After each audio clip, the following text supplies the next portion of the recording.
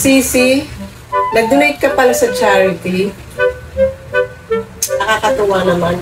Yes, sis. Nag-donate ako. Nagustuhan mo ba, sis? Pansin ko rin, ang dami mong status update tungkol sa donation mo. Oo naman, sis, kasi proud ako na nag-donate ako. Bakit? Ikaw ba?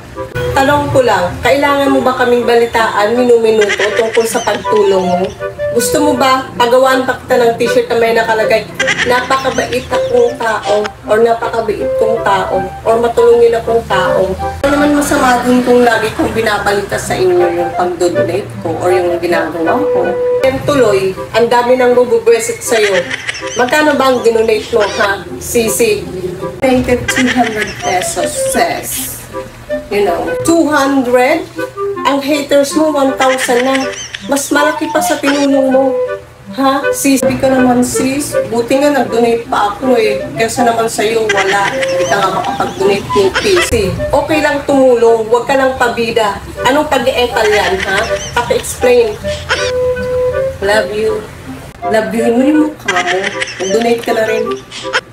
Para matuwa ako sa'yo, sis.